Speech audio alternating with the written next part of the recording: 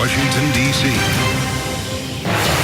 What happens in this trial in New York has broader ramifications, considering this is not just a former president, Donald Trump, on trial, but current presumptive Republican nominee who is actively campaigning to once again sit in the Oval Office. So we want to talk now more about how this case factors into voter opinion as we get closer and closer to that vote in November, and bring in Cliff Young. He is U.S. Public Affairs President at Ipsos and is joining me here in our Washington, D.C. studio. Cliff, always great to see you. Thank you so much for coming back to Bloomberg. If we just start with the impact of this trial, or potential impact ultimately of the verdict.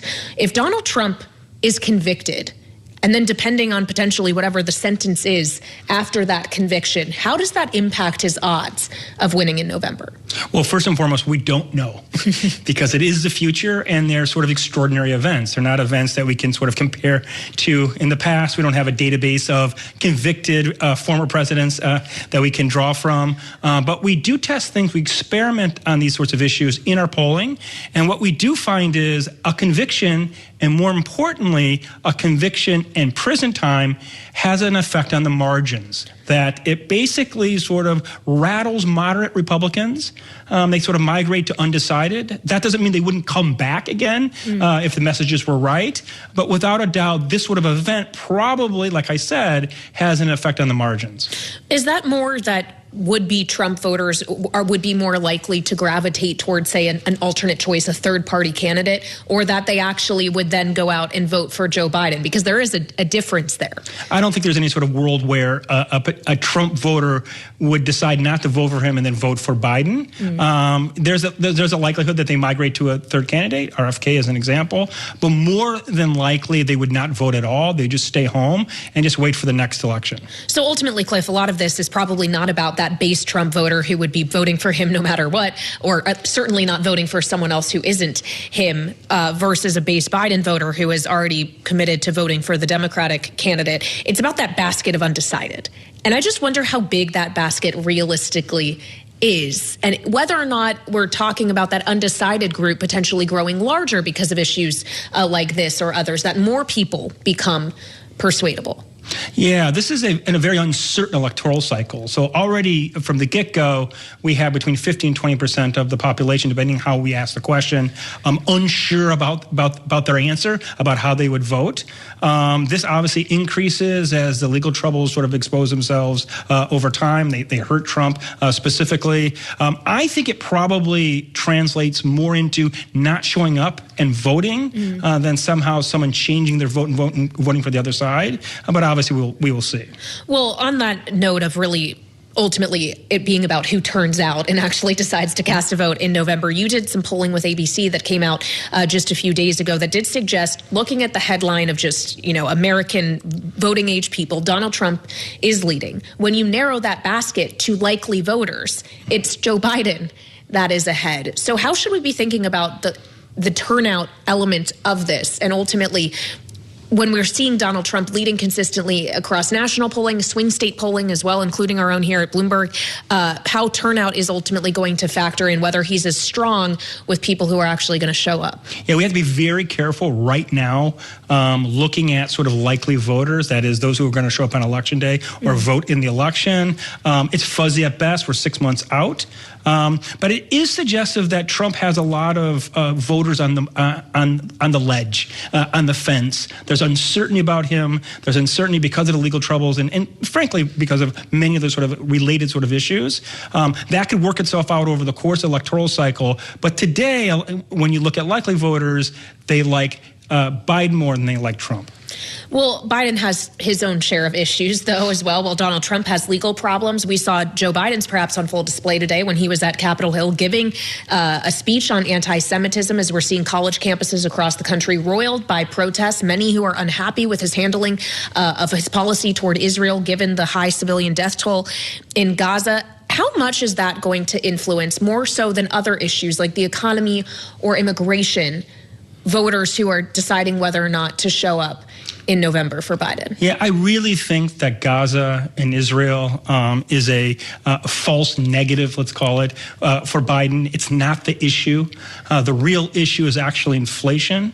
And younger Americans are really hit by high price levels, like minorities as well. When we look specifically at the data, we put sort of Gaza on the one hand, inflation on the other. Across all demographics, inflation wins out in terms of the number one issue, the number one worry.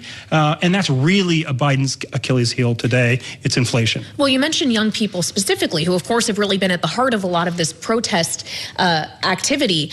And so to hear that maybe it is perhaps more about the economy for them than other issues, your point is well taken. Yet in the primaries, the Democratic primary, we have seen across a number of states, Michigan perhaps most predominantly comes to mind given its importance as a swing state, of primary voters choosing uncommitted or something to that effect. It's different language depending on what state we're talking about, but actively choosing not to vote for Joe Biden in the primary. Are you saying that protest vote over Israel policy is limited to the primary, isn't likely to be as much of a factor in the general? Now, I was saying that inflation is more important. Okay. And to understand sort of where younger Americans stand, it's really about inflation. It's not about Gaza and Israel.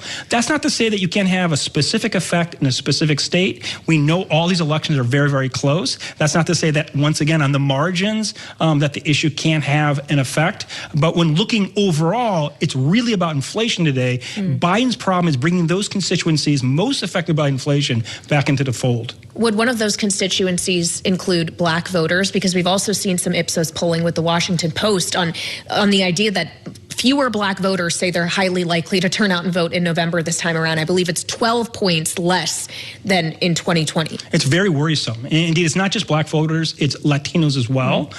Those two constituency groups have been very important for Democrats, and they've been majorly hit by inflation over the last few years, and they're less enthusiastic in sort of their outlook in terms of voting for Biden than they were just 2 years before. When we think about enthusiasm as well in many different states, and I mentioned one of them being Michigan, a swing state that we pay a lot of attention to. Typically, we look at, there's roughly 7 of these swing states that we think will be highly influential. We heard from down in Florida over this past weekend, Donald Trump's campaign at a donor event suggesting Minnesota and Virginia could also be in play, that their polling suggests Donald Trump might actually be able to win those states. What do you think about that, Cliff? No, I don't think that's. I don't think that hits the mark. I think that Trump is overstated right now. Now, Biden is weak, and Biden has problems with his numbers, and that's something that the Biden campaign is going to have to worry about. But Minnesota and Virginia, especially Virginia, sort of turning. I don't think that's. When you look at the historical data, that's possible. Anything's possible, but I don't think that's the case. Okay, fair enough. So maybe it is going to ultimately come down to just those 7. I think so. 7 states.